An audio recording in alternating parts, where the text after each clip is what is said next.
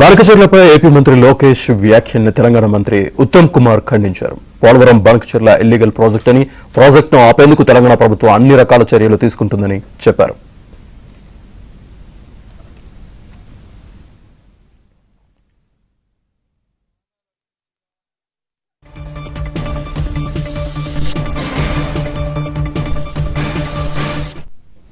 పూర్తి డీటెయిల్స్ మా కరెస్పాండెంట్ నరసింహరావు అందిస్తారు. నరసింహరావు, ఇటీవల ఏపీ మంత్రి లోకేష్ చేసినటువంటి సమస్య పైన కొద్దిసేపటి క్రితమే మంత్రి ఉత్తమ్ కుమార్ రెడ్డి స్పందించారు. మీడియా ప్రతినిధితో చిట్చాట్ గా మాట్లాడుతూ ఆయన చేసిన వ్యాఖ్యలని ఖండిస్తున్నట్టుగా తెలిపారు.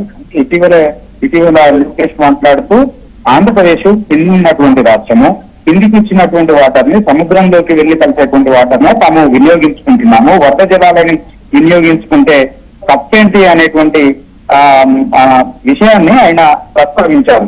సో వరద జలాలు అనేటువంటిది ఇప్పటి వరకు తేలలేదు. నిద్ర జలాలు, వరద జలాలు వాటా ఇంకా తేలక ముందే వరద జలాలతో, మిగులు జలాలతో తాము ఈ ప్రాజెక్టు నిర్మించుకుంటామని లోకేష్ చేస్తున్నటువంటి వాదన సత్యదూరము. లోకేష్ చేస్తున్నటువంటి వాదనని తాము ఖండిస్తున్నట్లుగా ఉత్తమ్ కుమార్ రెడ్డి చెప్పారు. అయితే కేంద్రంలో భారతీయ జనతా పార్టీ నేతృత్వంలో ఉన్నటువంటి ప్రభుత్వంలో తెలుగుదేశం పార్టీ భాగస్వామిగా ఉంది. సో కేంద్రం మద్దతు ఉంది అనేటువంటి ఒక ఆలోచనతోటే తమకు ఖచ్చితంగా అనుమతులు వస్తాయనేటువంటి ఒక ఆలోచనతోటే ఈ విధంగా లోకేష్ మాట్లాడుతున్నారు. సో కేంద్రం మద్దతు ఉందని చెప్పి ఈ విధంగా మాట్లాడడం సరికాదనేటువంటి విషయాన్ని ఉత్తమ్ కుమార్ రెడ్డి చెప్పారు. సో తమ బానకచెర్ల లింక్ ప్రాజెక్టు విషయంలోనైతే తెలంగాణ వైఖరి స్పష్టంగా ఉంది. ఆ ప్రాజెక్టుని తెలంగాణ తీవ్రంగా వ్యతిరేకిస్తుంది.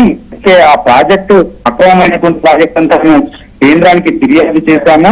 సో దానికి పర్యావరణ అనుమతులు లేవు, అదేవిధంగా జిఆర్ఎంబి అనుమతులు కూడా లేవు. అవి ఒక బేసిన్ నుంచి మరొక బేసిన్ కి పంపించాలంటే వీటిలో అనుమతులన్నీ కూడా ఖచ్చితంగా ఉండాలి. ఏవి అనుమతులు లేవు కాబట్టి ఆ ప్రాజెక్టు కన్నా ముందుకు వెళ్ళకూడదని చెప్పి ఇప్పటికే ఫిర్యాదులు చేశాము.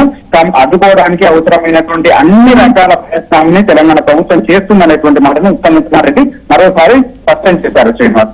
Right Narasimha Rao, thank you.